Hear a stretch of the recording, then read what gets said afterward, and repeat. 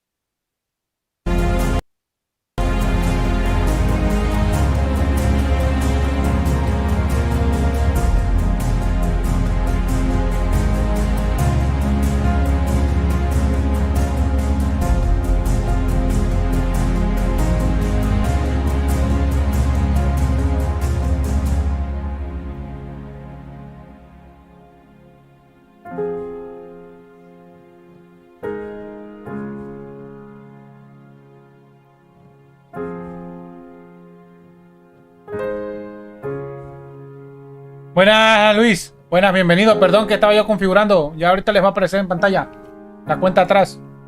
Bienvenido.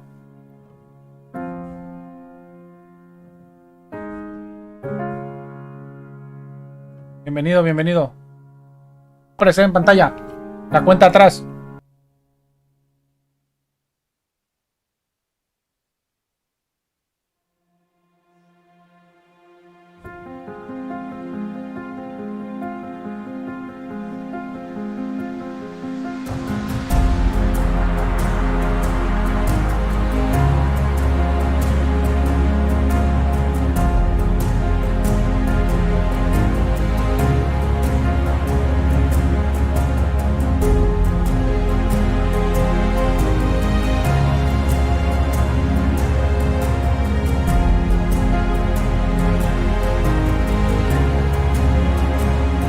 Vale, vale, vale.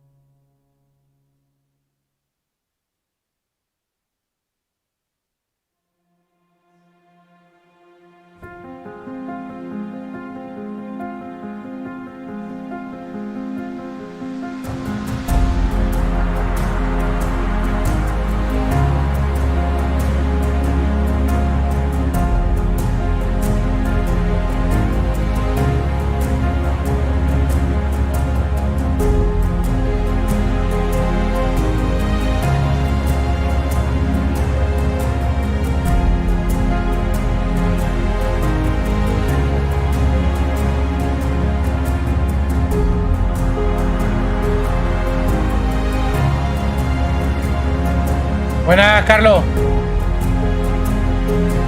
Me imaginé, Carlos, que algo así iba a salir.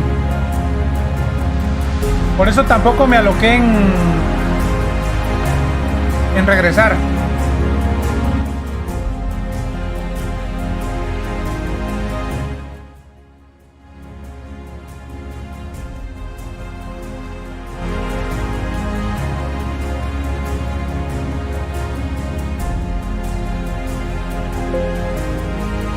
Por eso tampoco me aloqué y dije, no, me voy a esperar a que, pues ya perdí el otro, pues ya me voy al que sigue, que es el de Koch Media.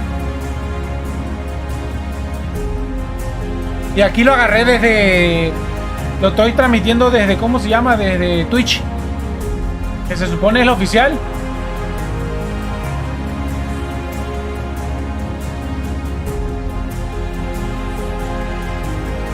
pones el oficial, vamos a ver si es cierto.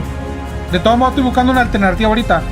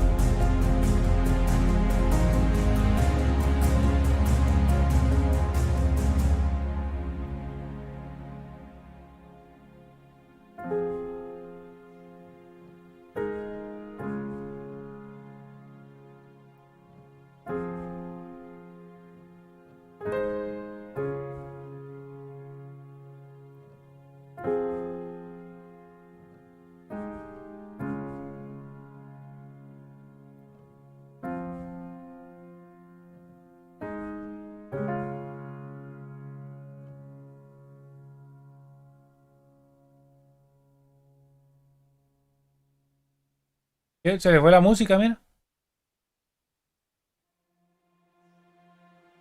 Ah, no, ahí viene, ahí viene, ahí viene.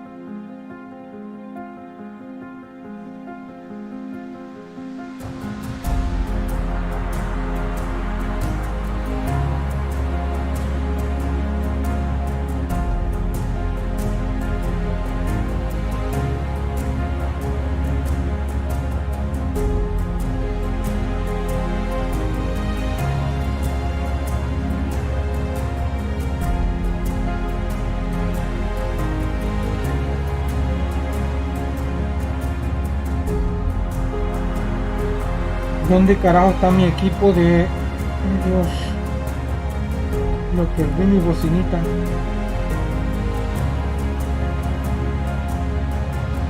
¿Qué presentaron en el otro, Carlos?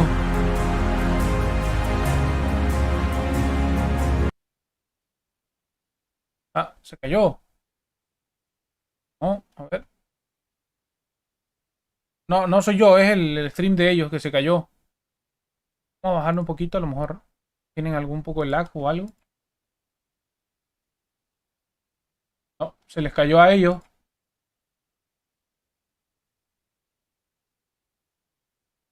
Sí, se les cayó a ellos. F, F, F. Se fue para el cielo.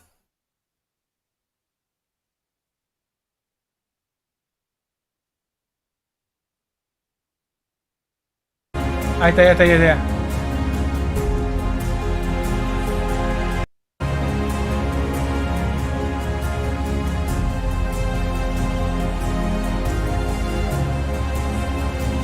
Ah, de Kena. Uy, ese está bueno y se vio bueno. Cuéntame, cuéntame. Puedes escribir en el chat del Speak, Carlos. Está activado. Ah, por cierto, mira, se me ha olvidado. No ha activado ese de Steam, espérame. Otra vez ya se les volvió a caer, me lleva a la fregada. Se me olvidó poner mis muñequitos ahorita, los voy a poner aquí.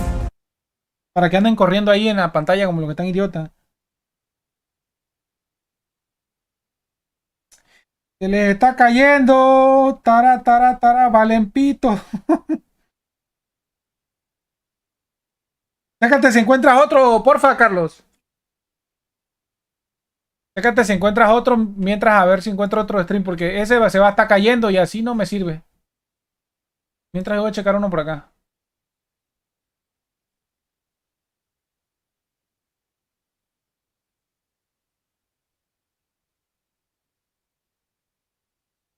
Carlos Alberto Palacios Vargas dice: sí me recordó mucho a Jeraisen. Pues va a estar bueno entonces, ¿no? Si te recordó a Horizon, va a estar bueno.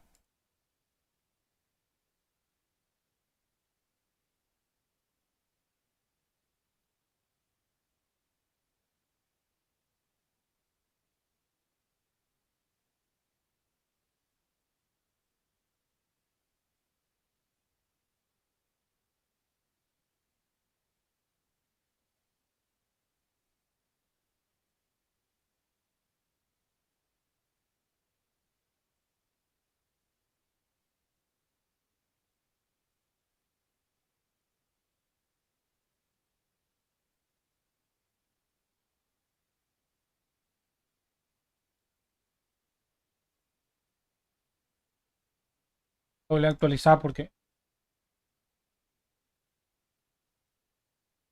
Una página se está cae y cae. No soy yo, gente, no soy yo, es la página.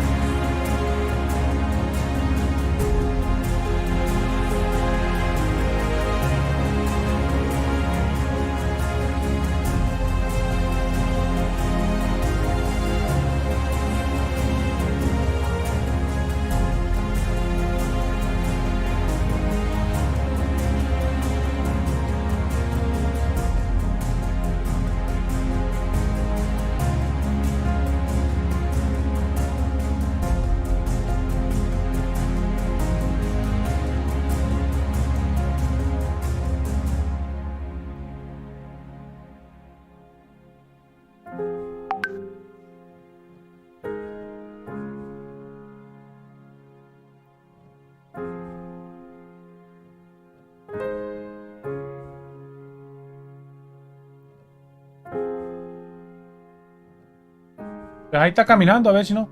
Pero se ha estado cayendo, se congela entre rato. No debería pasar. No debería pasar, pero bueno. ¿Qué hay? Peor es no verlo.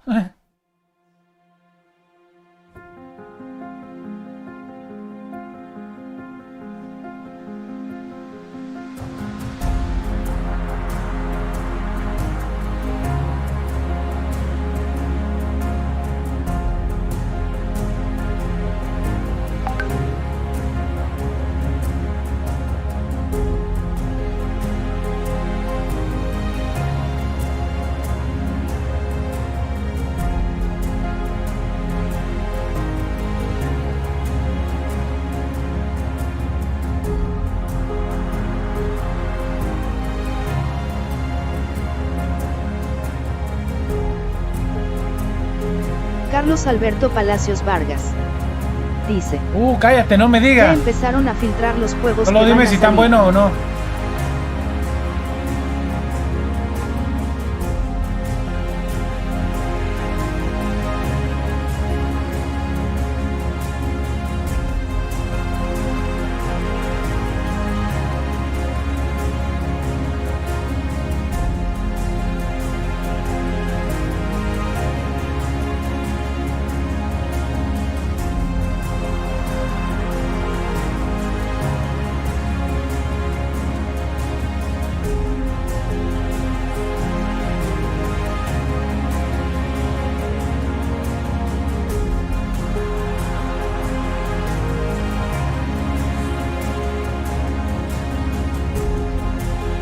Carlos Alberto Palacios Vargas dice: tampoco los vi, jaja.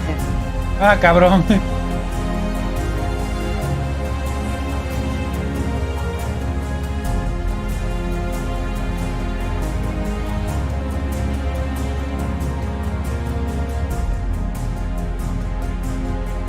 Quedan 4 minutos, ¿vale? Estoy cargando los avatares, Carlos, por si me quieres decir alguno y te lo pongo ahorita. Déjame nada más cargo esto aquí.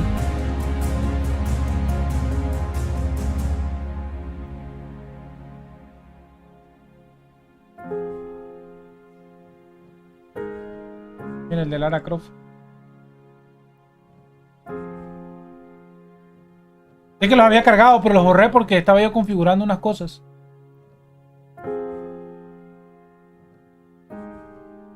Pero sí va a tener que ser manual. Lo de la configuración de los personajes va a tener que ser manual en YouTube. Si fuera en Twitch sería sería de otra forma. Carlos Alberto Palacios Vargas Y ahí me dices qué personaje dice: quiere. después de los rumores de Switch Pro ya no les creo nada. Yo no les quiero nada. ¿Por qué, huevón? Pero sí la van a sacar, huevón. Ya estuve viendo por ahí que la gente dice que sí lo van a sacar. Tienen que sacarlo porque si no, ¿cómo van a mover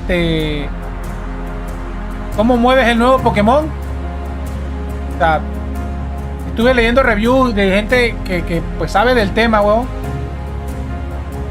Uy, mira, backgrounds. Uy, genial. Que sabe del tema y que otra vez se paró.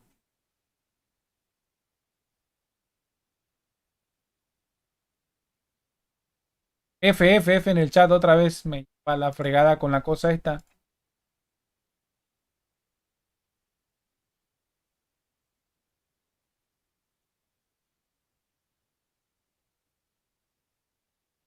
Sí, pero es la página, huevón. Se está cayendo la página. Yo no sé por qué. Se les cae, huevón. Mucha gente o qué pedo. Ah.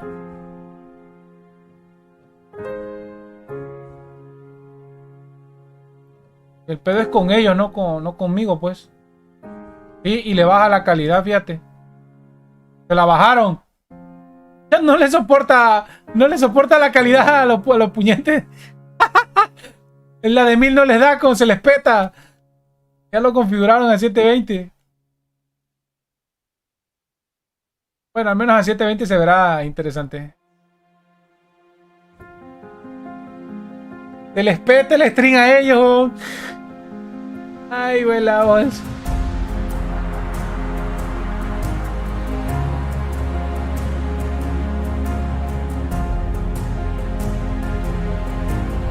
Voy a conectar aquí. Configuro acá.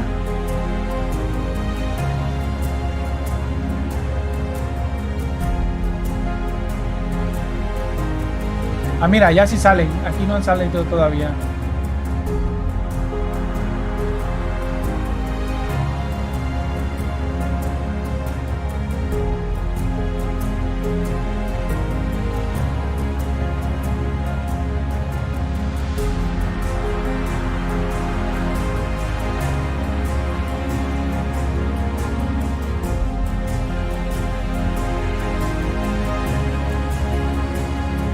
Carlos Alberto Palacios Vargas dice: si va a salir, pero ya no les creo a nadie que me diga que X día.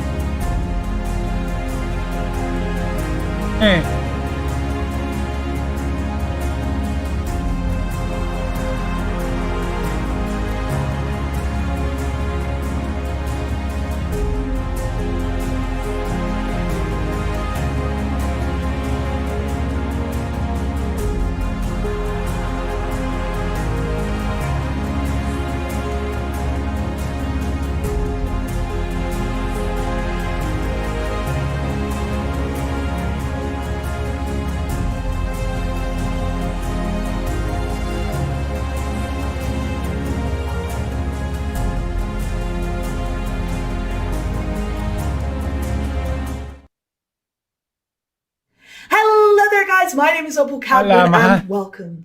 Today I have 3 main tasks. The first one is to introduce you to Koch Media's brand new premium gaming label. Number 2 is to take a deep dive into some of the games coming to that label. And finally, number 3 is to show you what the new label will be getting up to in the streaming world. I want to welcome streamers who are co-streaming this today. Hello. Hola, amiguita. Some of you guys are guys who I have sí, looked up to and watched for many Carlos. years. And speaking of people who I've looked lo up to bajaron for a many 720, years, I am so proud to introduce Jeff Keighley, who will be helping me co-host us through this entire list of games. Jeff, how's it going? Thanks, Opal. It is so great to be here with you for the first ever live stream from Prime Matter. I was honored yesterday to reveal the label to the world at the Summer Game Fest kickoff event. And wow, you've got a lot of games there in that sizzle, over a dozen games. So I know today you're going to go a little bit more in depth to talk about all these games, to talk to a lot of the developers. But for those of you that might have missed it yesterday or just want to see it again, let's kick things off with a look at that announcement sizzle reel for Prime Matter.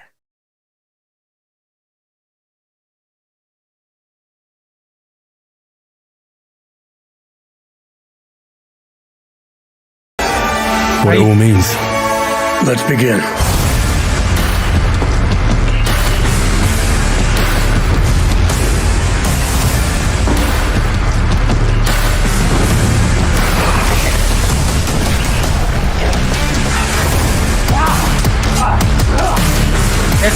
movimiento lento es el de streaming, no es mío, gente.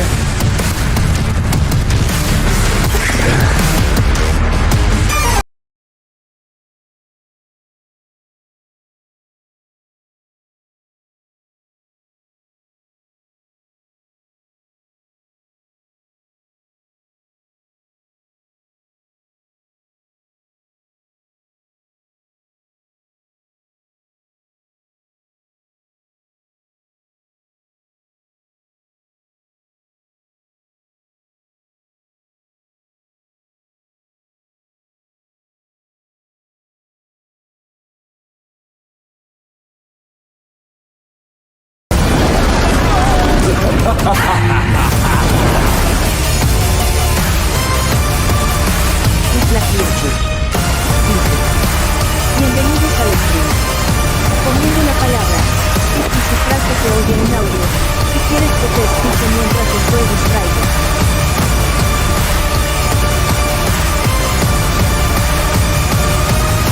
Prime Matter.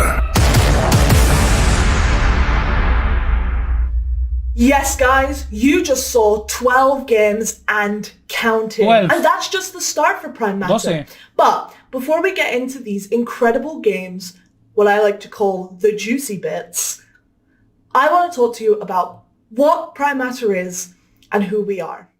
Prime Matter is the new premium gaming label of Koch Media.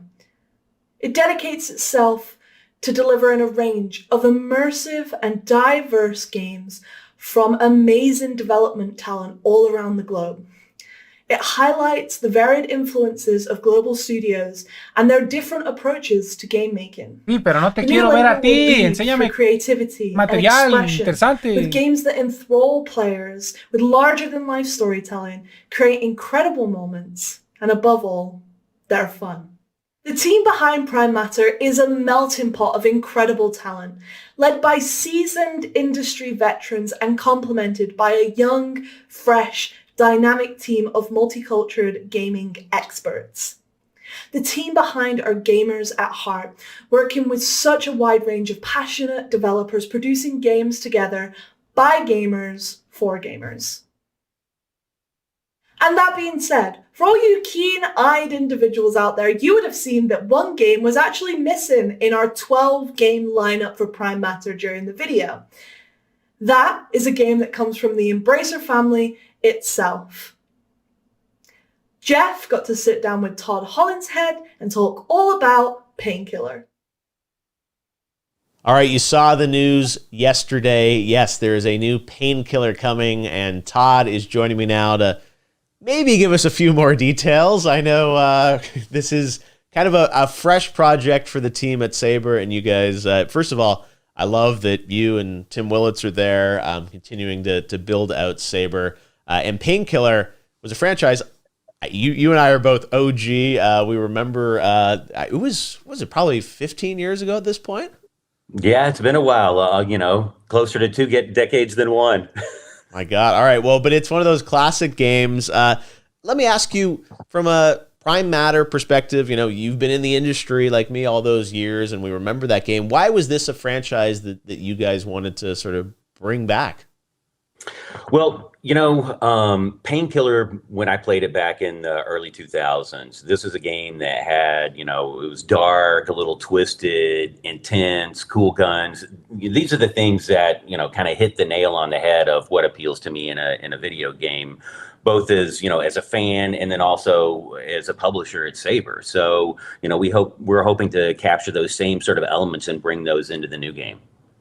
Yeah, you guys are certainly masters of doing shooters from all your time at id, and Painkiller, does have a lot of that DNA of fast-paced action with a little bit of a twist to it. And the fact you guys are working with Prime Matter is also exciting.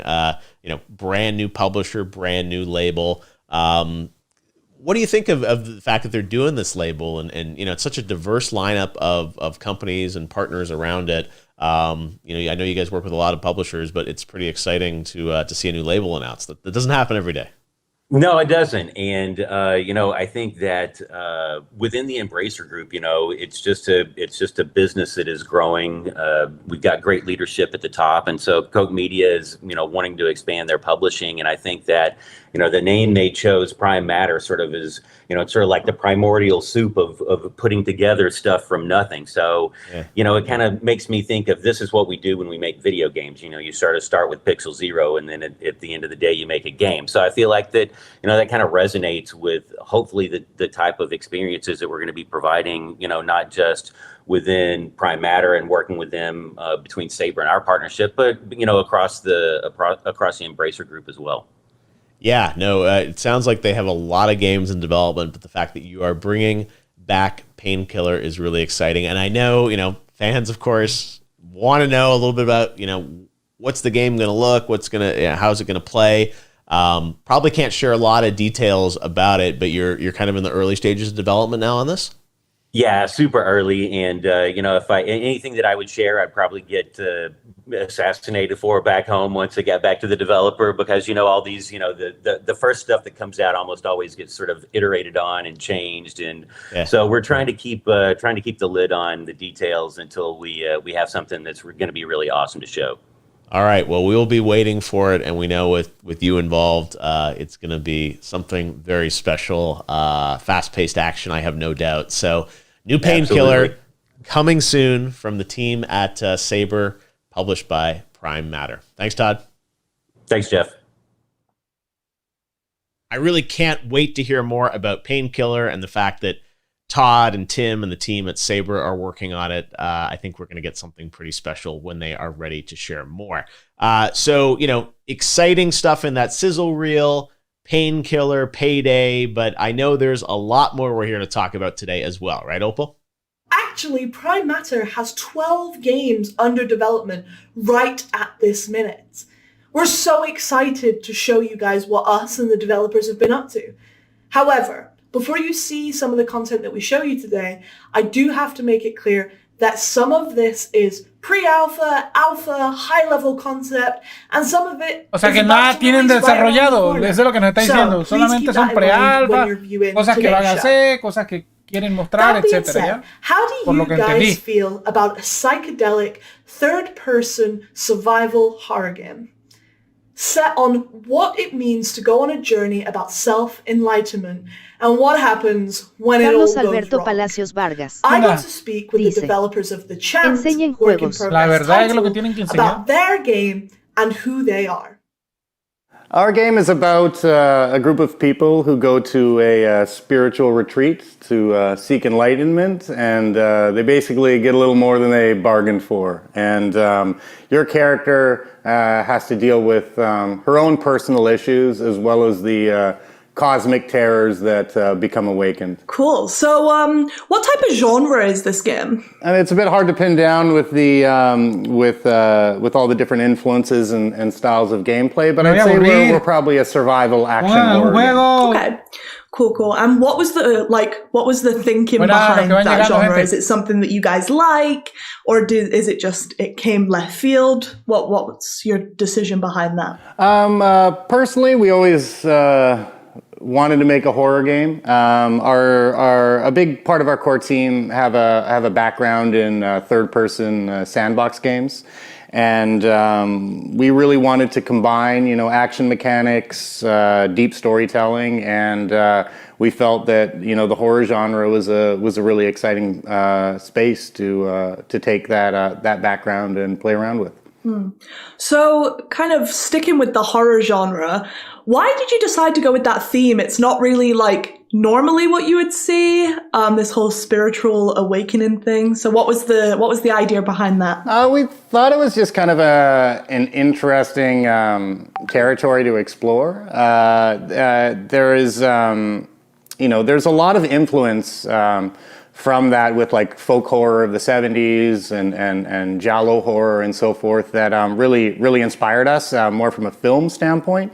And taking that kind of aesthetic, something that was very sensational, very colorful, and mixing it in with more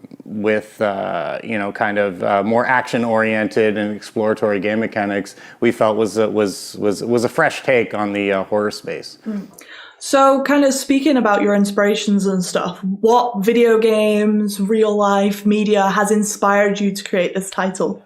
Well, going way back when Resident Evil 2 is one of my favorite games of all time. Resident Evil, Eternal Darkness. So a lot of games are very inspirational to us. Our game actually started off as a game with fixed camera angles and so forth, and then we over the course of development. Just especially really focusing on bringing more of an action element to it. We've since switched to an over-the-shoulder camera and haven't looked back. So kind of talking about changes and what you guys are doing on the development side, how close is the game to like the original concept? I understand you guys are still developing the game's quite far out, but from your original concept to where the game is now, how much has that differed? The core story and I'd say the aesthetic and the themes, those all remain intact. I'd say our gameplay, as our team size grew, we added deeper mechanics. I'd say more action to the game. Our game actually has a fair amount of combat in it, especially on the melee side. Those were things that weren't too prevalent in our original concept, and a lot of those things are just kind of based on we're a very small team at first. We're still a relatively small team, but every new person that joins, brings something new to the mix. So I'd say on that end, the game has evolved in scope and si va a ser pura hablada, awesome. Qué mala onda, ¿no?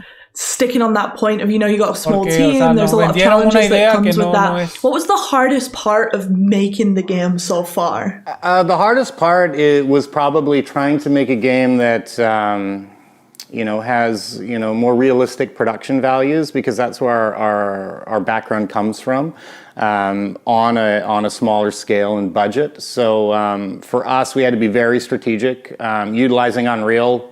We wouldn't have been able to build this game without utilizing an engine like Unreal. Previously, we had worked on more proprietary technology, and that's also great because new people that join the team can get up and running on the engine quite quickly. In addition to that, we've been using photogrammetry from the start for both our environments. All of our characters are also scanned actors, and we're using, also tapping into a lot of what's going on in our city. Vancouver has a pretty big film industry, so really tapping into the film and the effects industry and tapping into that area of expertise to just kind of try to do things as efficiently as possible. So you've mentioned experience in the past and also kind of how rich Vancouver is. How much does that come in handy when you're working on the game? Oh, it's been extremely beneficial. Vancouver, is home to a lot of AAA studios. A large portion of us work together at Rockstar and United Front Games, and we also have people who have worked at the Coalition and EA, as well as some smaller independent studios as well. And in addition to that, having the film industry here, where we can utilize local talent. We're working with union actors. We're scanning actors as well. We're using for our characters, and we're actually currently auditioning a couple remaining characters for the game, and as well as doing the finishing touches on our new motion capture studio. So we're going to be doing a full cinematics push over the coming months. That's a really exciting place to be right now. Awesome. Sounds great. In terms of exciting things, when it comes to this game, what are you most proud of at the minute where you are? I think the thing I'm the most proud of is just what a small focused team can do when they're all, sharing the same goal and vision. As I said earlier, we come from different backgrounds, but everyone's managed to come together and really deliver an amazing amount of work for the teams that we have, and it's really exciting to be working on a smaller team again. And, just having that kind of energy where you're working with everyone on the team day to day. Yeah. I imagine that is a lot different to probably what some of you used to coming from the massive studios. So finally, what are the benefits of signing up with a global publisher like Koch and also, being featured on their brand new label? It's truly an exciting place to be. We've been kind of pushing our game as far as we could, and this partnership is really helping to provide more reach and more resources, but I think most importantly also just having a partnership on getting feedback and helping to really expand and push the vision of the game. We've already received a lot of feedback on the title, and being a small team, we're locked in our own little echo chamber, and even in a short period of time we've been able to act on a lot of the feedback, and the game has improved considerably since then. Well, Mike, thank you so much for your time. It's been awesome to talk to you and find out a little bit more about what you guys are going to be offering for the new label. And I can't wait to let gamers finally get their hands on the content. So thank you for your time.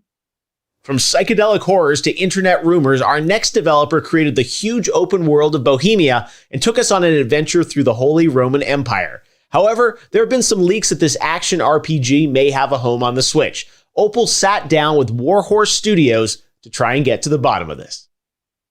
Kingdom Come Deliverance on the Switch. That is quite some news. Yes, that's true. Kingdom Come Deliverance is coming to the Nintendo Switch. And as you said, it's about gamers, devs, and games. In our case, or in this case, actually gamers play an integral part in the story. What do you mean? Well, some kind of confusion happened in the end of last year.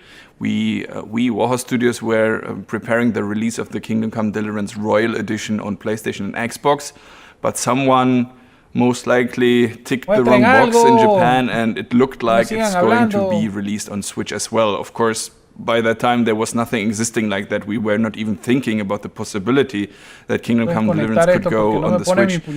However, Nintendo Japan took this information, some Japanese media, and then the snowball started rolling. All of a sudden it was the talk of the day. Kingdom Come Deliverance is releasing on the Switch, but as I said, nothing like that was planned at all, and we didn't even think about that. Now, a few months back, and we think it was still somehow cursing around in the Nintendo database, Nintendo of Spain posted a picture on Twitter where they had different pictures of open world games, and they were promoting already existing open world games on the Nintendo store. And if you clicked on the picture, actually there was nothing like Kingdom Come Deliverance, of course not, because as I said, nothing like that is existing. However, again, it created confusion. People were talking about it again, like, okay, so is it coming, is it not coming? But for us, actually, and as I said, we didn't think about that until that time. For us, we started to think there's a lot of interest, there's a lot of buzz. People are actually talking about us, reaching out to us, like they seem to want Kingdom Come Deliverance on the Nintendo Switch. So we started to think, and since we are already in the Koch Media family, or the Embracer family, and there's a lot of talented studios, so is Saber Interactive, and who but them would be actually capable of bringing the Kingdom Come Deliverance version on the Switch. So we sat together, and now we are here talking about the Nintendo Switch version on Kingdom Come. So what you're saying is that a community of gamers made this happen?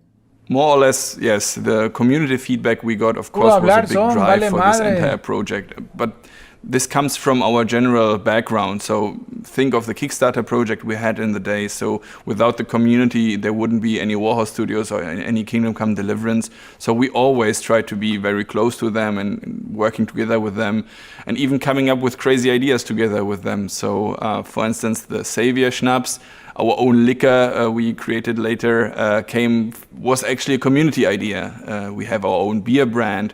We recently released a blue brick set, like a building set for Kingdom Come Deliverance buildings. And now one of the latest projects is the Kingdom Come Deliverance soap bar, which should give you the real medieval smell. In that case, I must say, medieval smells actually pretty well. Sí, no sacaron nada and bueno, o sea, we are coming up with crazy stuff like para that. Que anuncian una all conferencia the time. de. Our next new Mejor que digan que es una conferencia de plática de desarrollador y ya. Is a Farkle boxed board game, kind of. So Farkle, no que for those who don't know, that's like no sé, un Kingdom Come Deliverance minigame, a dice minigame you can play in the game. And now with Griffon Studios, we are coming up with a boxed version you can get and play Farkle at home against your friends or against your family or whatever. So that's pretty cool if you ask me. But generally, if you're interested in these kind of stuff, just check the Warhorse Studios social media accounts. You get all the information you need there. Ooh, my favorite. Soapy hot news. Speaking of soapy hot news, how do you feel about Warhorse being under the new label Prime Matter? It's a huge honor, of course. We were working together with Koch for over 4 years already. In 2019, we then even became part of the entire Embracer family. So that was a big thing. And now being able to take part at the beginning of something new, be there when there's a new label being created, that is a big thing for us. And especially if you consider that we come there as an established partner already, that is really cool, and we are looking forward to a bright future.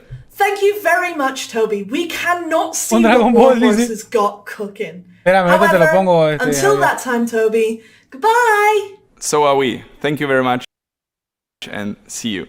Tienes que poner un From signo de internet rumors admiración. back to reality, we will have more on Kingdom Come Deliverance for Switch as we get it.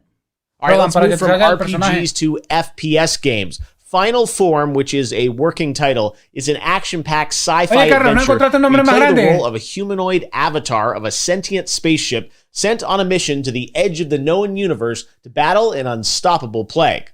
The game is still a long ways from completion, but here's a very quick peek at what's in store. Vale, se viene.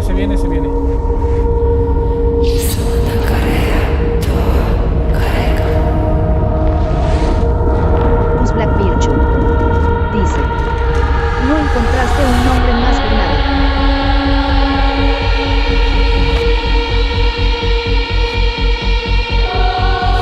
Recal.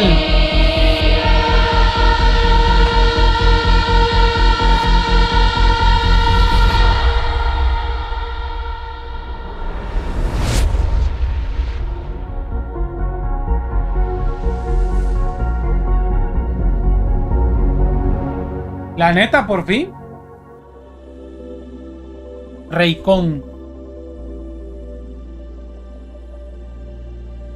Hi, we are Raycon Games, pues sí. and what you have just seen is the first glimpse of our upcoming game called the Final Form. Y 20 minutos de charla de desarrollador. Para la mierda. Epic sci-fi FPS in which you are a female-formed humanoid machine on a space mission with no return. At the heart of the game is a mystery and alien worlds to explore, but also an adrenaline-fueled combat. In Final Form, it's all about the freedom and power of movement, being a machine unrestrained by human weaknesses. There are numerous abilities and gadgets that come with your robotic body, so you can give yourself away to the fantasy of becoming an unstoppable cybernetic goddess blazing away in a spectacular ballet of destruction.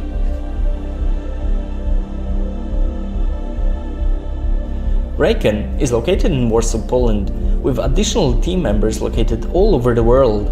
The studio was founded and is managed entirely by game developers. Since the success of Ruiner, we've grown quite substantially. Currently, Raycon is over 50 brilliant game creators. And counting. We are not a huge team. But what we love to do is to evolve together with our projects, constantly finding smarter and better ways to achieve something truly unique. We build our work environment just like we make games, aiming for the best results and personal fulfillment. We strongly believe that the well-being of team members needs to be taken care of first, before we can pour all of that love into a game. The partnership with Koch Media has been very fruitful and inspiring. We're happy to be in the avant-garde of the upcoming new label. We're looking forward to share more on Final Form in the future. And in the meantime, please enjoy the rest of the show and see you around.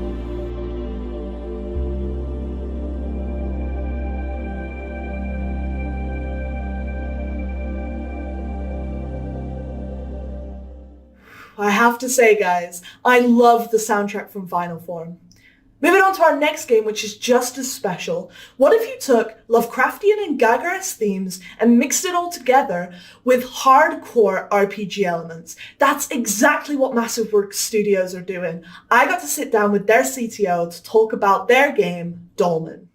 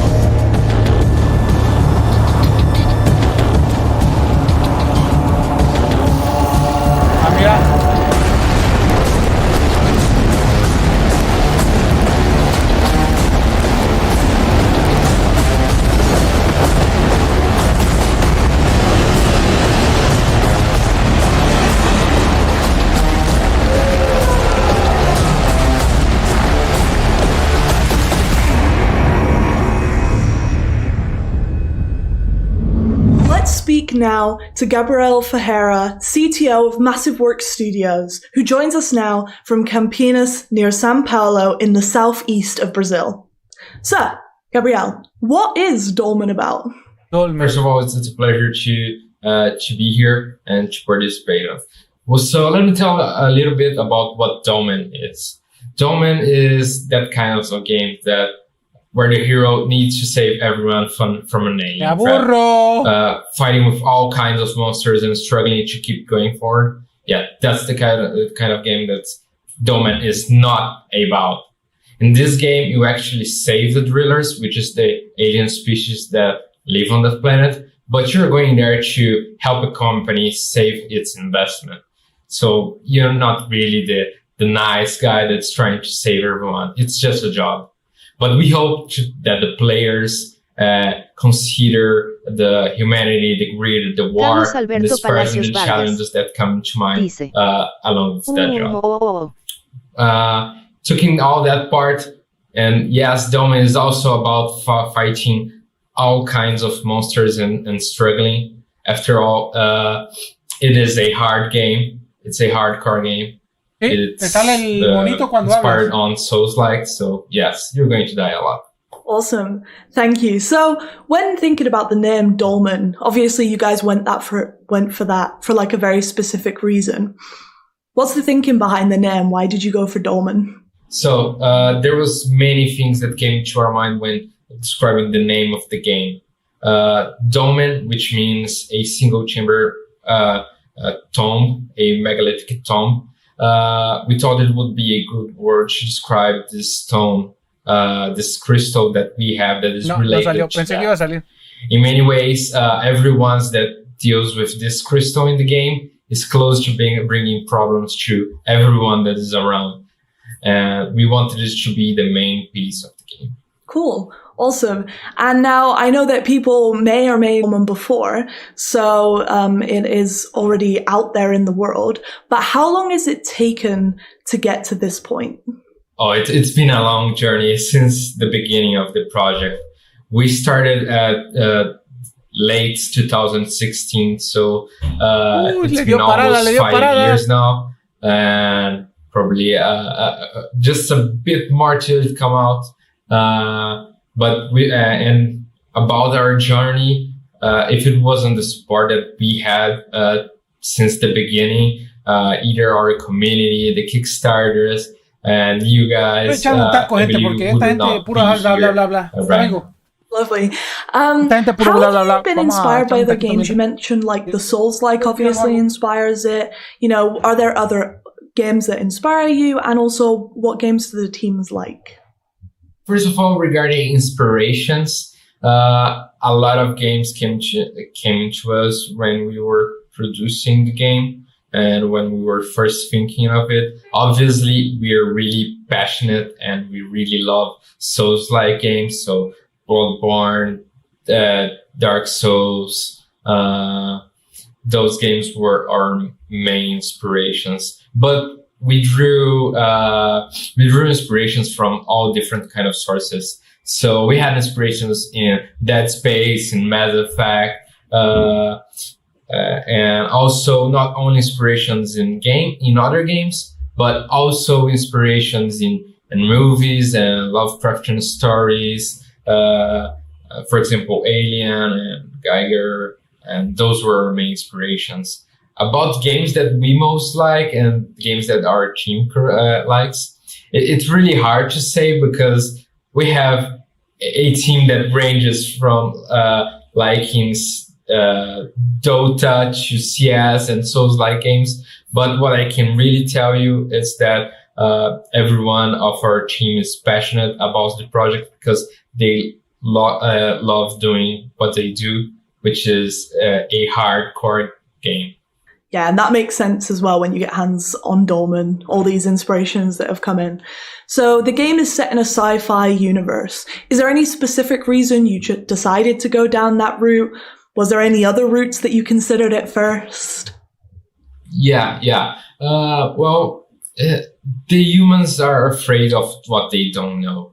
And the universe has infinite possibilities. There is always something unknown that we can explore in space. So that sci-fi setting really was something that we could use to throw everything that our insane minds could come with.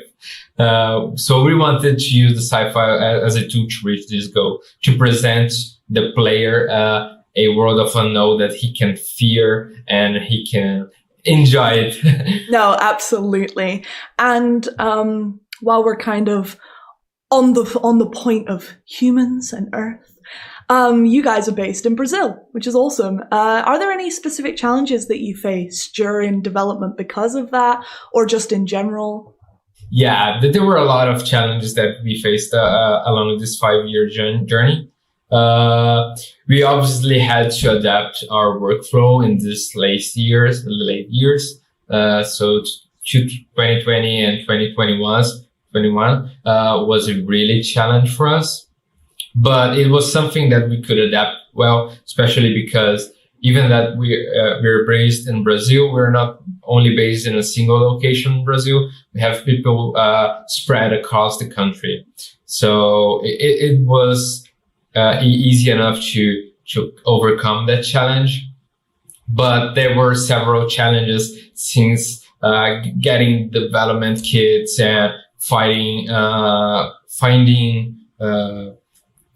people that are really capable of helping us to deliver this amazing game. And that's what we gathered, and that's something that our company appreciates the most and really gives value, is the people that we work with. They were really incredible people, and they were really rare over here. Absolutely, that's really cool. Kind of on that theme of development and challenges, given how development and technology often dictates how a game evolves throughout its development, how kind of close are you to the original concept that you guys came up for Dolmen? Well, there are different point of views on that answer, especially because we started really small. And in the journey of the game, for example, it started as a concept from a few friends that get together and they brainstormed it for months, the game. So it diverged in two senses. And one of them, when we first thought of the game is huge and is insane and has a lot of background on it. It has all this universe around it. So a lot of it has been built. So people that loves lore and loves the universe that we are creating, they will have a lot to explore on that side. But the game from its original concept evolved a lot, especially now that we have more tools at our disposal. So on the tech side, it advanced way better than we imagined. Back 2016, we didn't have all the resources that we have now.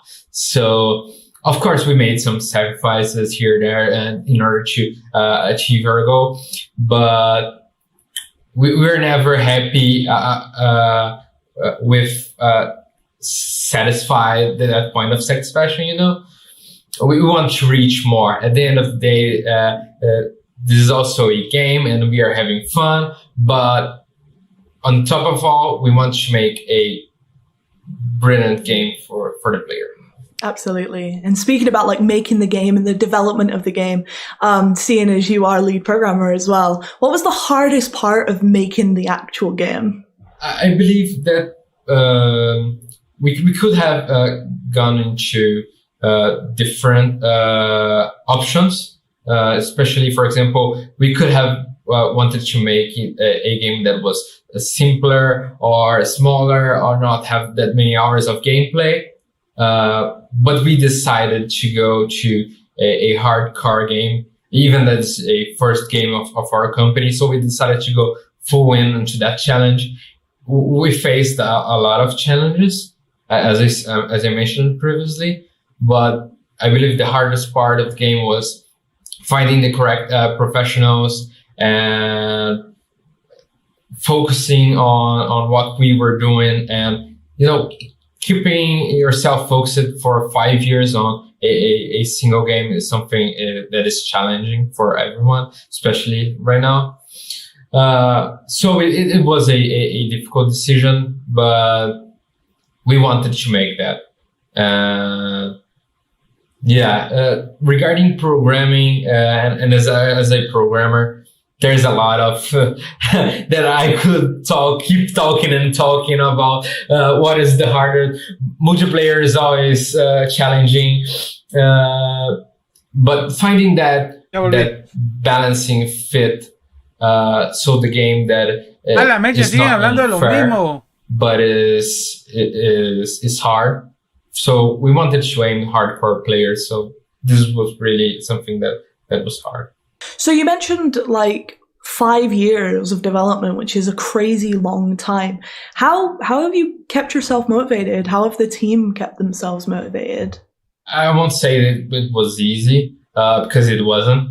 But I would say that most of all, we were always having these meetings in order to play the game. Even now that we are remote, we keep getting up every day and making a meeting and showcasing what we are doing and working alongside each one of us. Also, a lot of things that happened before COVID was the events. The events always made us super happy. So showcasing the game to everyone and getting the players to play the game and see how they react, it was something incredible for us. It really made us feel proud of what we were doing.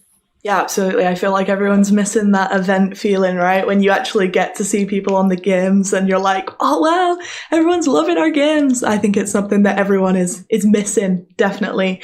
Speaking of kind of motivation and happy times, what are you most proud of this game? What have you guys worked on that you're like, yeah, we did that? I believe that the universe that we created is amazing. It has a lot of background from it. So for example, we even made some comics for it that we prepared. We have a lot of story, some crazy cinematics. So we're really proud of the universe that we created, this game that we made, and achieving what we did is what makes us feel proud. And now that we have partnered with you, getting to expand that universe and getting to get closer to our original concept and what we meant for it, that is something that makes us really happy. Cool. Awesome. Speaking of partnership with us, what are the benefits of signing up with a global publisher like Koch on their brand new label? That's really an amazing feeling for us. Koch really helped us and takes care of the operation that we couldn't make it for ourselves.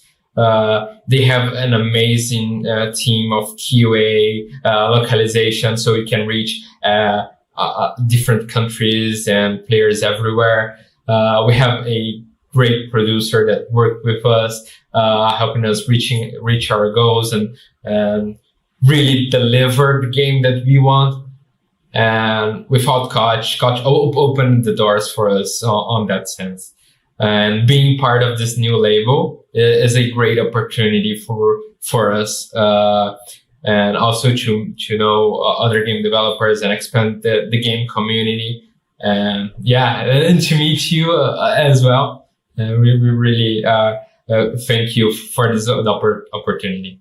Absolutely. We are so happy to have you guys on board. And more importantly, I am so excited to actually let people play this game at some point under this new label. So thank you so much for your time, Gabriel. It's been awesome talking to you.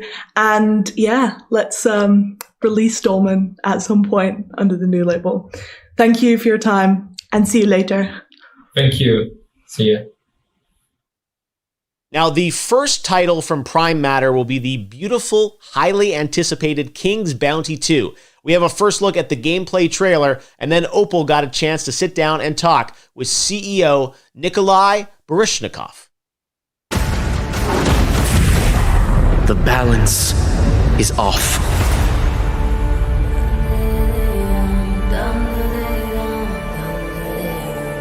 Our land, Nostria, dances on the knife's edge of fate. King Claudius, my father, cannot lead, and his absence has set the realm in motion. Something is coming. Now the burden of the crown falls onto me. Nostria was flourishing, but there is unrest. It used to be beautiful here. My wife and I had a nice life then. Conspiracy, sabotage, necromancy. They all threaten this land asunder. But we must unite, for distorted terrors are advancing. Rumors tell of a false prophet, putting our hope in something that does not exist. A seer foretells that our Savior is among us. People of Nostria, you laid faith in my father, do so to me.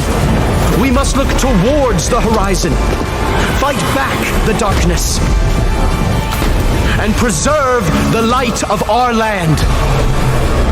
For Nostria!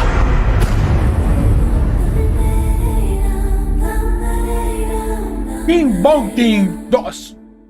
Hello there, guys! Thanks for joining me, and I am joined by Nikolai Baryshnikov from 1C Entertainment, who is CEO and creator of King's Bounty 2. So King's Bounty has been years in development and has a 30-year pedigree. So what is it that makes King's Bounty 2 so special? The original King's Bounty was a grandfather of games of series like Heroes of Might and Magic. So it created these turn-based gameplay when you have a hexed-based battlefield and the troops are moving in turns,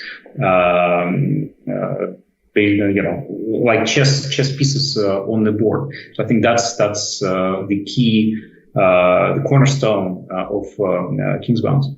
Absolutely, and kind of speaking about that, and I know as you mentioned, the first King's Bounty was 1990, and then you had the King's Bounty that you guys created in the 2000s. What technical improvements now that we're in 2021 are you most excited about implementing into the new King's Bounty 2? Well, I'm a huge fan of the core aspect of the game with tactical battles.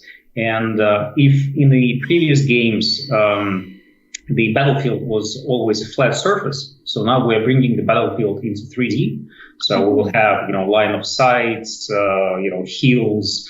Like simple example, if your archers are located on the hill, they will do like extra damage for the high ground, etc. So moving the battlefield to 3D is a huge step forward.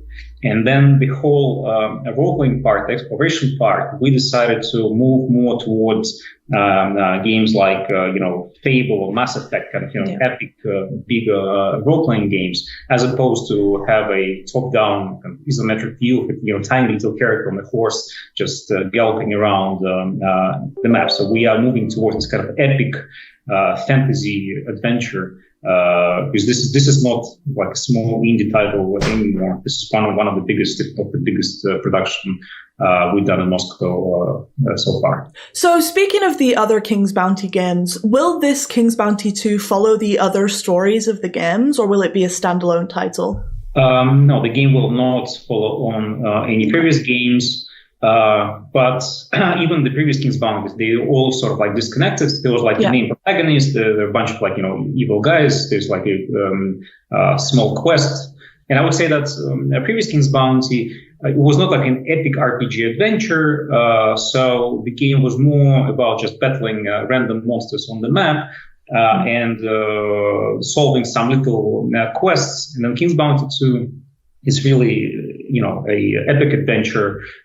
We have spent like dozens of hours solving puzzles, working with different factions, making decisions that change the character and the world. So we're really moving much more towards, an epic RPG. However, this is a rare combination where our game, King's Bounty, is not an action RPG. It's not a Witcher game where you have to, quickly press buttons on your joysticks and battle enemies in the field. It's interesting crossbreed of a high fantasy role-playing game with a tactical strategy title, which it's not like quote unquote was never done on consoles, but this is fairly unique combination for the console. And for me, like a great inspiration was a modern remake of XCOM, for example, because I was a huge fan of XCOM that was released in 1994, 1996, and the modern console reinventing of XCOM. This is something we're trying to achieve with King's Bounty, really make a modern game that works well on modern platforms, that works well with current understanding of gamers, how a game should look like. So we're trying to enhance it in every possible direction. Yeah, cool. Awesome. Kind of speaking about the story of King's Bounty 2 and how it differs, it appears to have a darker, more gritty aesthetic compared to its predecessors. What was the design philosophy around that? Why did you decide to go with that instead? That's an interesting question. We've been debating on the design approach. And again, as I said, we spent a lot of time prototyping, working on the core gameplay and the looks and the art of the game. Previous game had this more cartoonish, kind of fancy indie look, but we decided we are now trying to play in different league. We're trying to make a much bigger title, a big game, an epic adventure. We've been, astonished by modern fantasy titles, both in Hollywood and in games, and we thought that this is a good idea actually to upgrade King's Bounty to what we call like high fantasy or like realistic fantasy. So it's not a dark fantasy like Kingdom Come when they're like dirty peasants, everything is bad. No, it's more like, as I said, like high fantasy epic characters. It is a dragon. It looks like a dragon, not like a toy. It is a villain. He or she looks like a real bad person. So that was the main philosophy. Plus, game development evolves, and I don't think that it's a good idea to take a game of 2008 and just make a replica with slightly enhanced graphics in 2021. So you need, especially for consoles, there's a specific expectation from somebody coming to the store or buying the game digitally or online. Okay, this is like a 49.59 game. It has to look graphically and gameplay-wise like this. There's an expectation, and we believe that that's what we had to do. Yeah, so we've mentioned that this game combines different kind of like ways that you can play the game, basically, from third-person RPG elements to this unique fighting system, this kind of chess-like fighting system. Why did you choose, with the evolution of game design and how people play games, why did you choose to stick to these hybrid game mechanics? Do you think that this is kind of what makes King's Bounty King's Bounty? Absolutely. I think you got it spot on, so I don't even need to answer. King's Bounty is again is a grandfather of turn-based games. So if you remove tactical combat from King's Bounty, then it becomes, I don't know, Mass Effect or Kingdom Come. So so we can play around with evolution of this gameplay, make it more fun or realistic. But obviously, this is the core. So this is a tactical game with a lot of role-playing aspects and high fantasy aspects, and not the other way around. So again, gamers who like RPG with shooting elements, games like Cyberpunk, this King's Bounty is probably not for them. I'm sorry, it's a different game. Yeah, and in terms of we've mentioned kind of this new 3D world that you're creating when it comes to the fighting style, and then these RPG mechanics and making this world feel more alive and more exciting. What was actually the hardest part of you making the game? What took the longest time? What kind of caused you the most headaches? Hard to say. Again, first of all, this multiple platform game, so there are specific technical issues that prolong the development. If you make just, let's say, a PC title or just a PlayStation game, then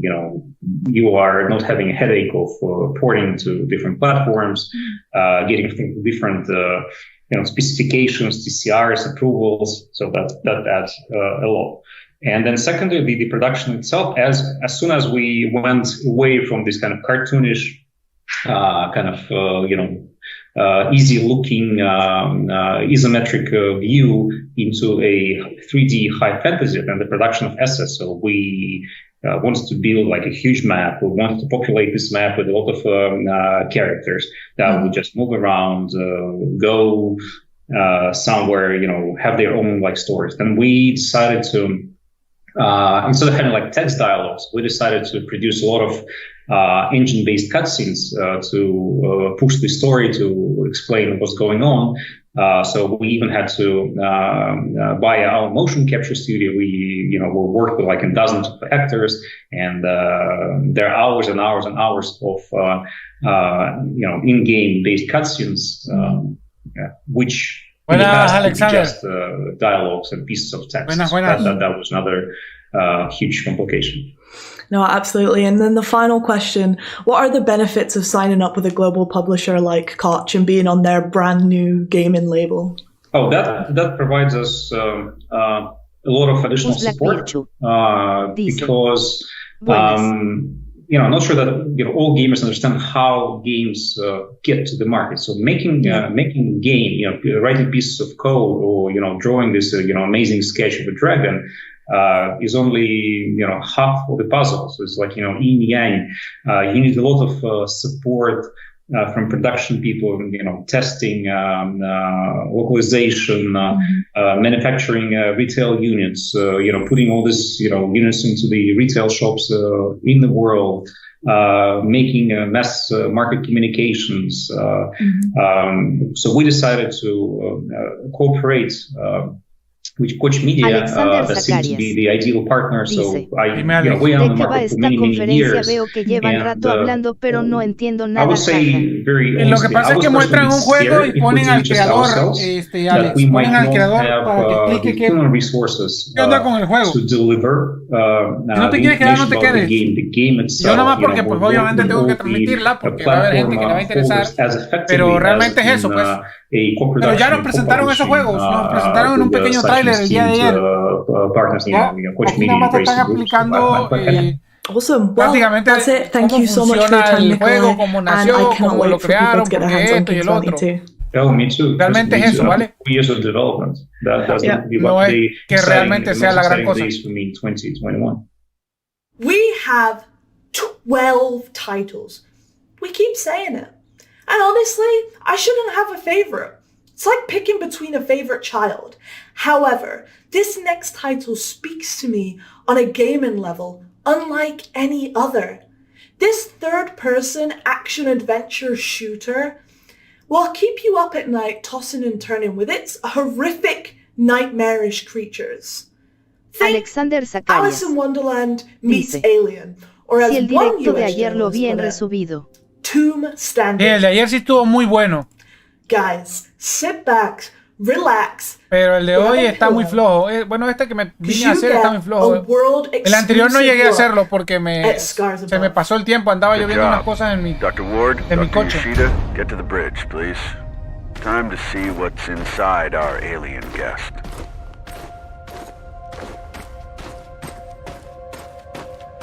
No me alcanzó, no llegué a tiempo pues para verlo. Telemetry check. Telemetry check. Here go.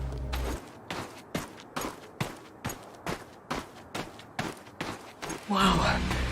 How is this possible? What planet is this? How did I end up here?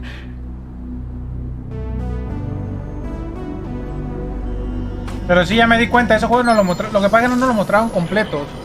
Nos lo mostraron por partes. The gate has Pues, an como unos internal pequeños conduction teasers. system. The Ahorita 3 sí. points on the rim seem sensitive. A targeted blast of electricity should cause a reaction.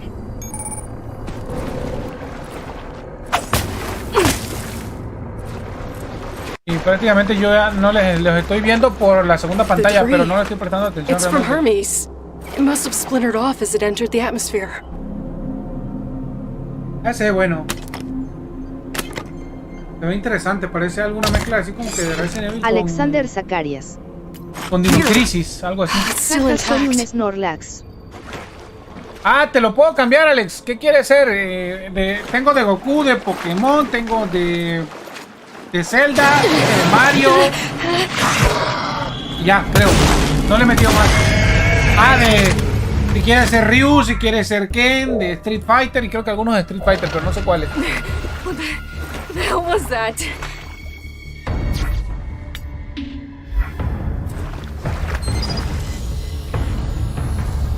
Log entry.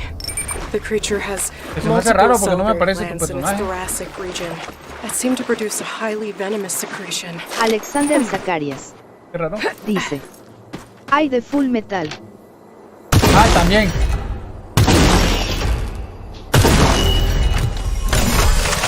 Pero me da risa porque no me aparece el tuyo. No sé por qué. Bueno, voy a reiniciar y ahorita vemos que aparezca, ¿vale?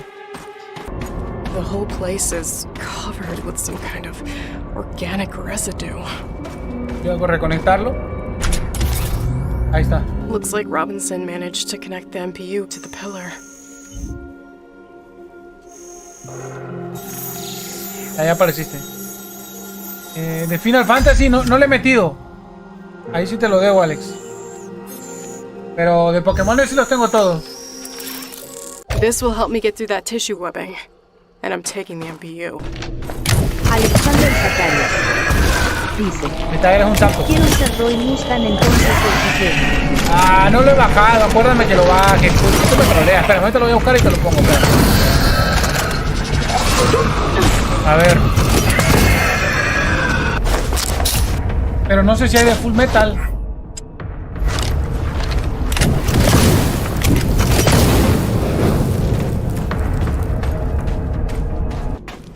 No hay de Metal Slug.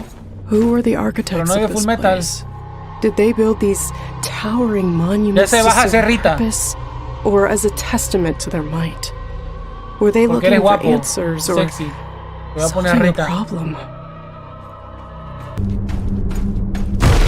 Pero ahorita ya no saliste. Creo que es cuando escribes.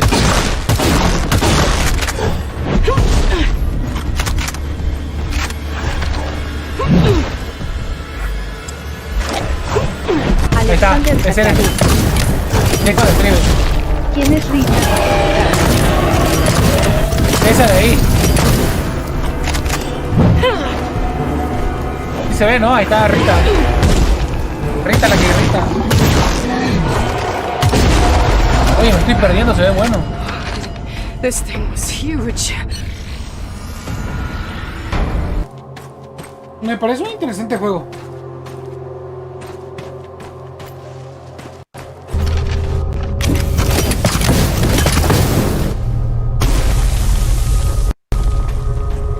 Digo, para no ser un estudio tan grande, se ve interesante. Alexander Zacarías. Dice. Se ve que da buenos golpes, jaja. A la Rita sí.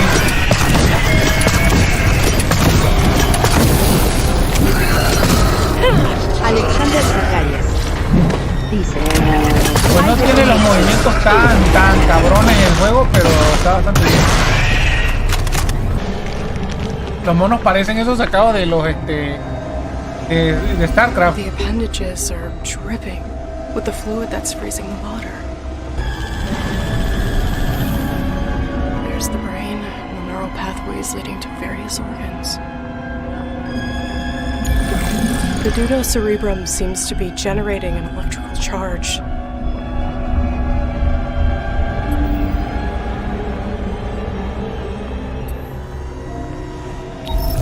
Es de Kimetsu, no sé. Déjame ver. Que creo que no hay muchos de los nuevos. Pero déjame ver.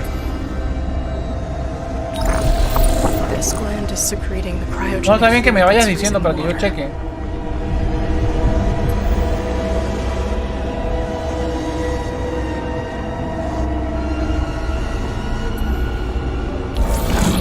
Cocktail of digestive acids is dissolving local plant life into homogeneous matter. The process seems to be aided by bioelectricity.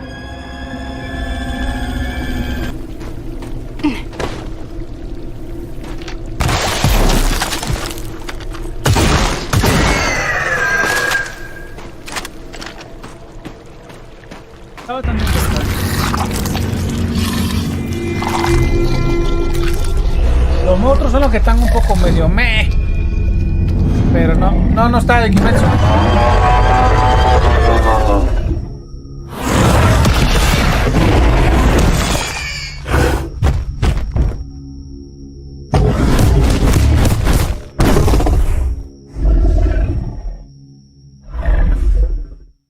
That really was something. And last week, Opal had a chance to talk to the developers, Mad Head Games, and ask them what their game was all about. Hello there, guys. Joining me now from Novi Sad in Serbia is Ivan Zorkic, game director at Mad Head Games, who's going to tell us all about his new project. So, Ivan, what's Scars Above all about? Hey there. Scars Above, well, an alien object appears near Earth. And a team of astronauts is, sent to explore it to do a close-range scan.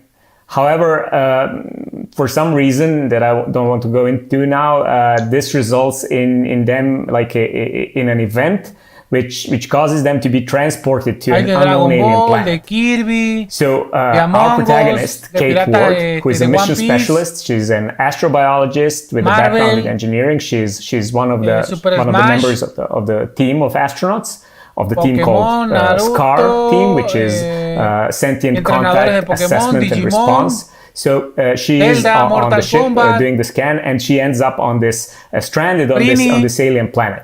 So one moment she's with her team in the ship, And Sailor Moon, si quieres the other Sailor Moon, moment she's Vocaloid. on this strange planet alone. Otro Digimon Gundam. She explores. She finds out that her team is also stranded on the planet. She has to find them first.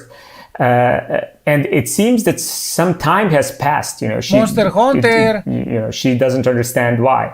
And also, the planet is very hostile. So there's a bunch of dangerous creatures, monsters, and everything seems to want to kill her and the rest of her crew.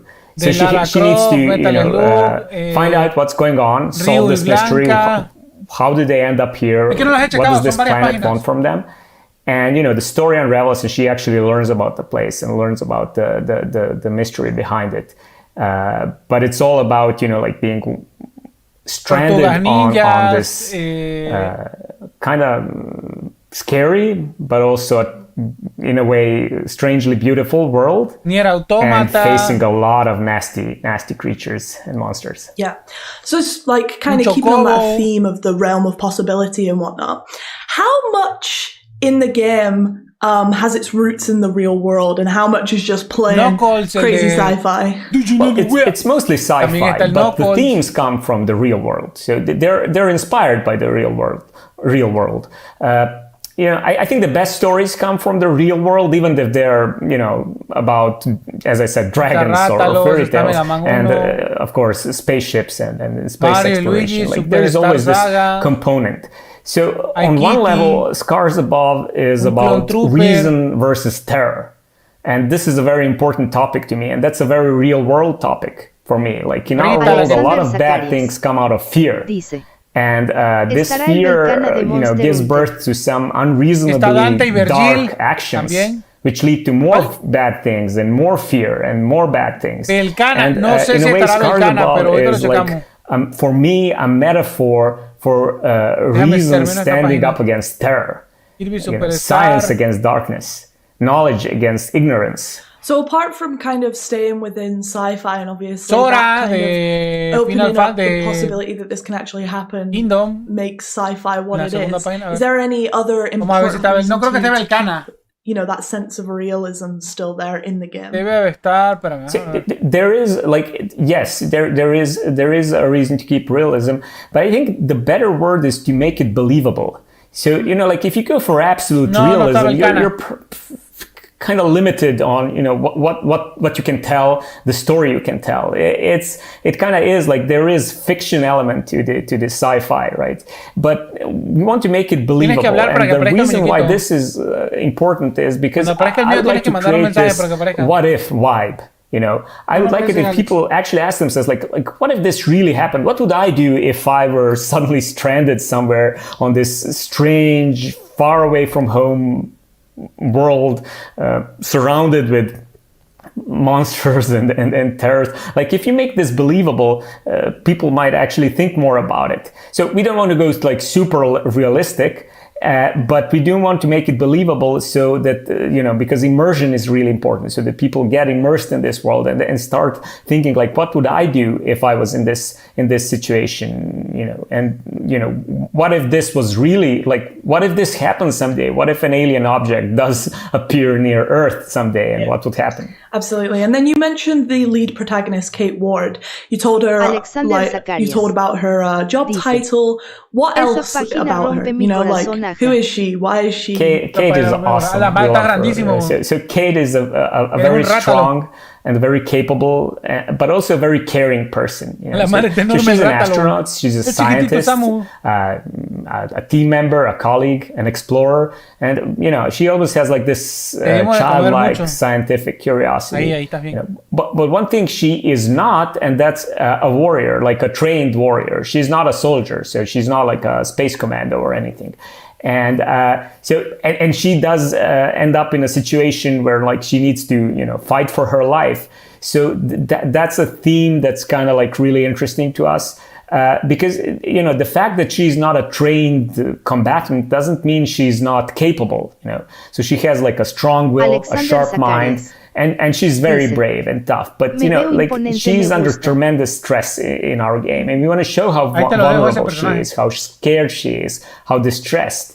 because true courage doesn't, it doesn't come out of lack of fear. It comes in face of fear. So we do want to show this fear, and it's actually like this. The fact that she's overcoming this, like fighting her emotions, fighting, all the stress, that makes her courageous, and that's great. So she gets frightened, she fights her emotions.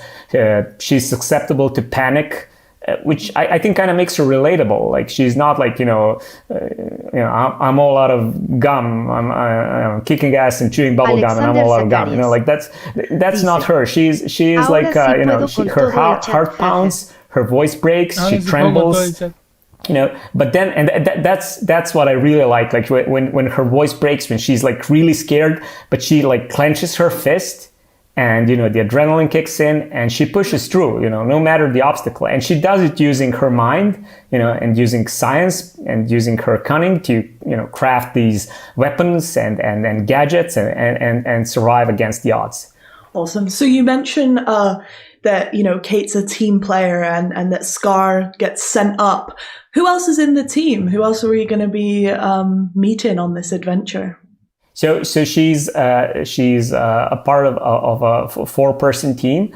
There is the commander of the mission, Commander Richard Robinson, and he's like a person with a military background, like a pilot and an officer, and he is the commander after all. But the rest of the team are mission specialists, because and this is also kind of like the idea that it's this alien object appears, we send scientists and explorers trying to figure what's going on. So Kate is joined by her close friend Tamara, who is and also like a scientist and an astronaut, and by Mike, a little bit younger member of the team, but who is also like a communications expert, and like they're all scientists working together to solve this mystery. But Kate does get separated from them, and part of the game is actually uncovering the fate of her other team members, and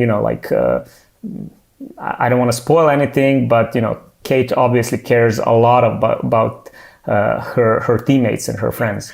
Speaking of best feelings that you can have, what are you most proud of up to date of Scars Above? I'm actually gonna give you a corny but very true answer. I'm most proud of the team. So like making a game is a huge effort, and it requires a lot of hard work, focus, energy, dedication, but also like cooperation, communication, support. So it's just like looking at a group of people working together on a common goal, that's really inspiring. And I think that's truly the case with any development team. Like when you ask them like what you're most proud of, and I keep thinking like one day in the far future, I may actually forget some of the details during the development, but I will always remember the people I worked with. That's awesome. And then last question, what are the benefits of signing up with a global publisher like Koch and being on their brand new publishing label? There's a bunch of benefits, but having access to certain resources, to experience.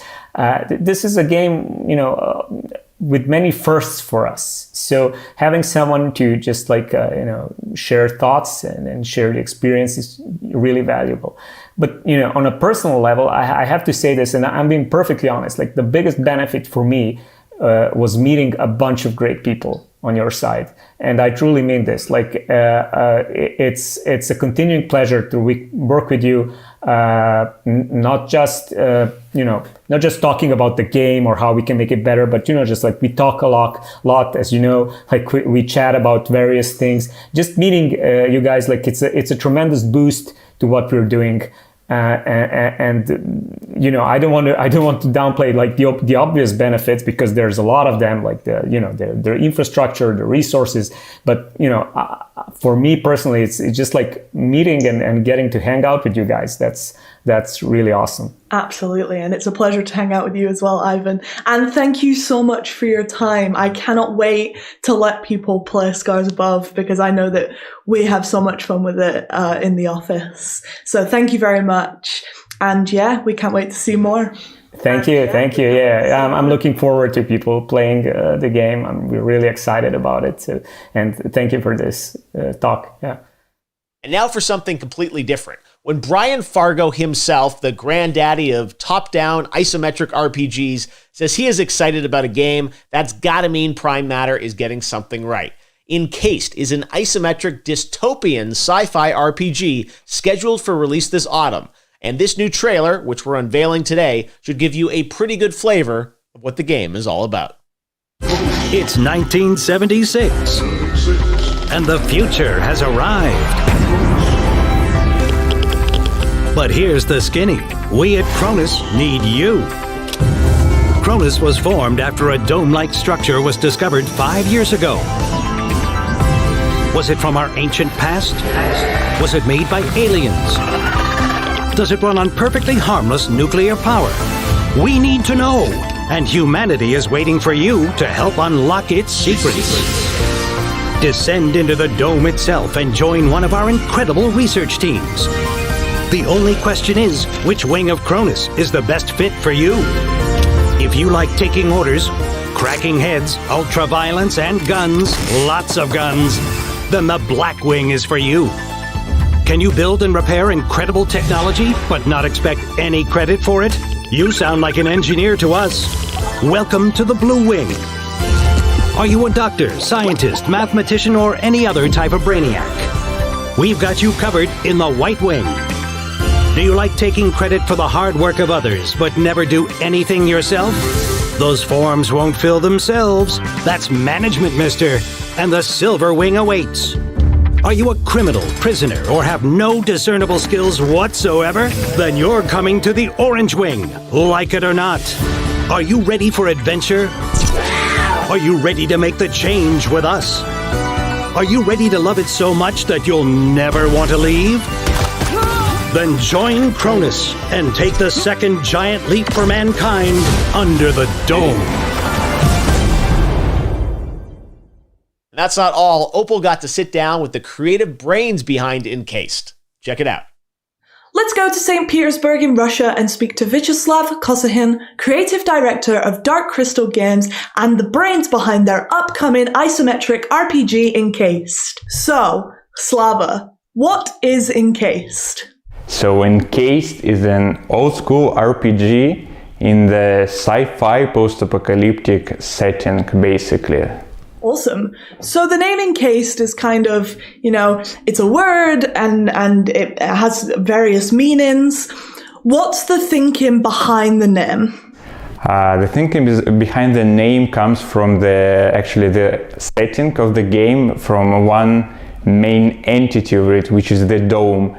The game takes place in the anomalous zone called the Dome, which was found somewhere in the last unknown desert on the Earth and on our planet. And well, basically people who get in there, various scientists, technicians, soldiers and adventurers, they can't get back.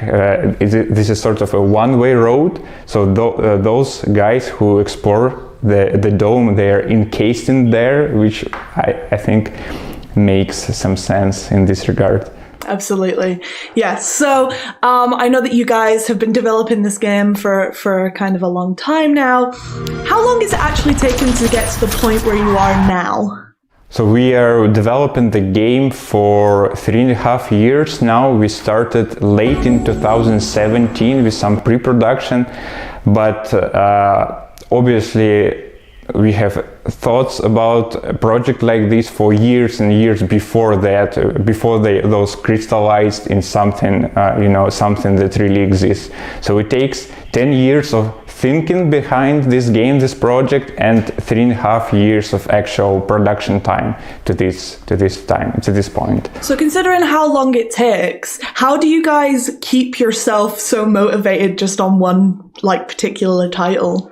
Well, we can't say we have any problems with motivation or our own, because for most, if not everyone on the team, this is the dream project that comes to life. So that's fine in this regard. The motivation is always high, but also we are in the early access, and we're really open with the community from the very early stages of the project.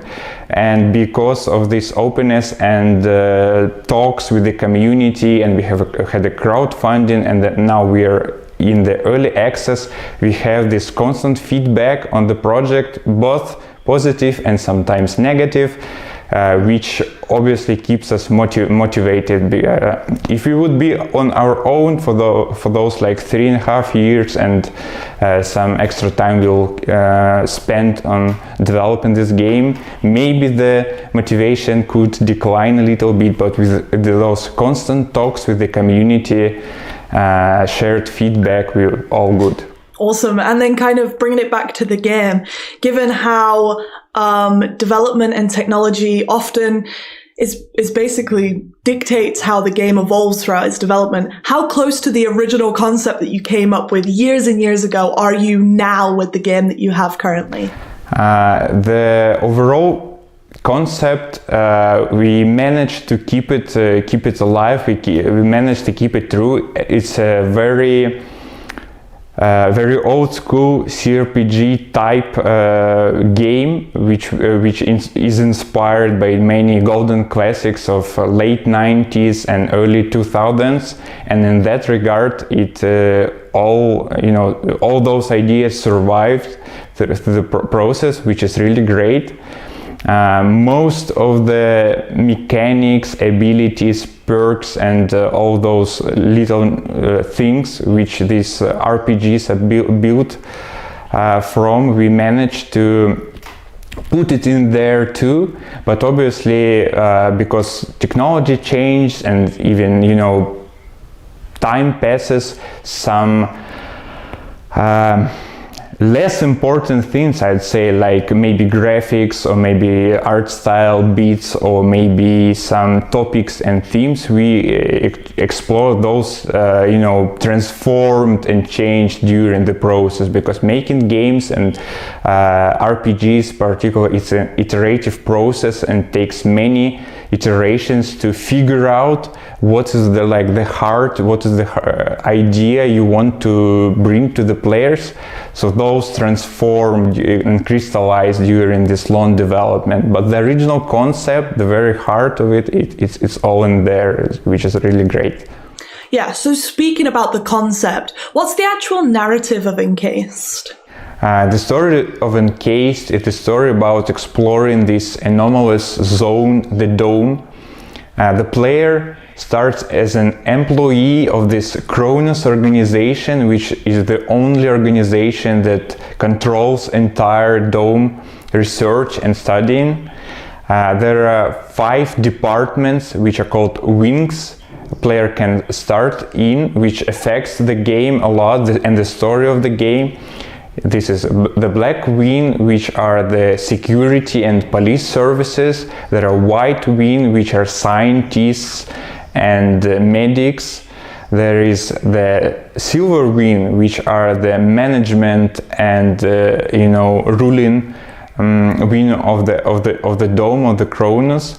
There are Blue Wing, which are technicians and engineers, and there is this special Orange Wing, which contains ex-convicts which were freed to go to the Dome to do various manual labor. So you've mentioned that the game is set in the early 70s. Not many games have been set in that time period. What prompted you to pick that specific time period? Well, we think that 70s is the perfect time for like our game, what we are doing, because 70s is like the last tick on the timeline of the humanity, while there were some blind spots on the planet. First satellites and first people in space, it's all happened in late 50s and early 60s, right? And 70s is the last spot on the timeline when there are some, when satellites do not have this complete web surrounding the Earth and the planet, and there are some blind spots where such an amazing and dangerous place like Dome can be hidden. And from that place, from that time, the story takes its alternative path. Instead of going further to the space, humanity sort of descends into the dome to study it and to do those scientific researches and do those miraculous discoveries, basically. Yeah, so you mentioned that this is kind of like almost a parallel universe. How far did you deviate from what actually happened in the 70s compared to what happens in the game? I guess it's seen, as you said, that it devolves. It's quite a bit. Yeah, obviously. So the main topic would be obviously that instead of continuing the Cold War, the West and the East, if we can call those, they instead start to explore the ideas of internationalism and exploring the Dome together and forming that super corporation Cronus, which is actually the only foundation that explores the Dome, controls all the researches and controls the flow of artifacts and scientific researches which comes from the Dome into the rest of the world. And yeah, those ideas are quite different from what happened in the real world, I guess. And kind of bringing it back to the real world almost. Obviously, you guys are based in Russia, and life in the 70s was very different than life was in the West. How much of that do you think translates to an international audience once we get out there? And how much do you think people won't understand because they just, no one kind of really lived over there, or no one really knew what was happening over there?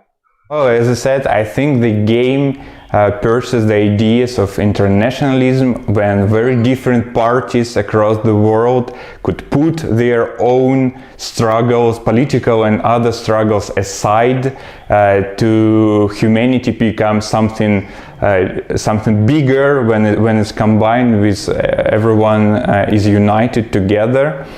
To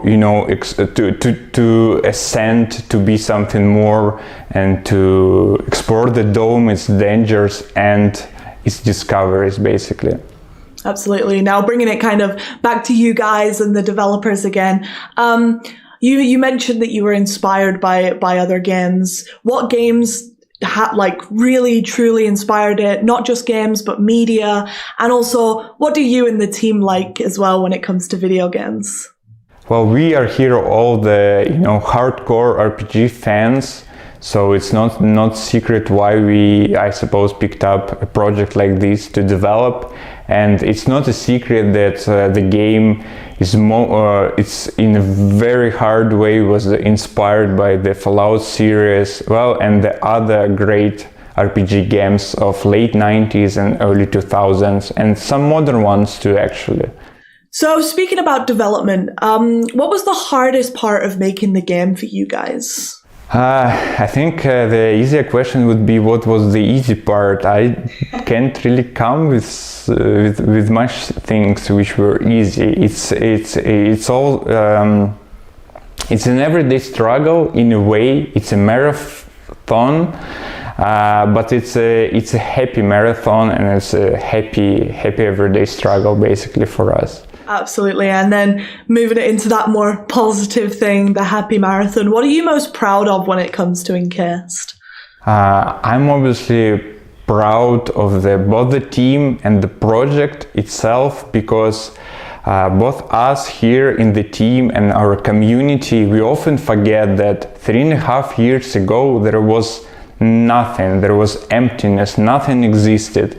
And here now, 3.5 years later, both with the team effort and the feedback which we get from the community, there is this great universe, a curious world which is almost ready to be explored and to be adventured inside, basically. And then moving on to the last question, what are the benefits of signing up with a global publisher like Koch Media and being on their new label?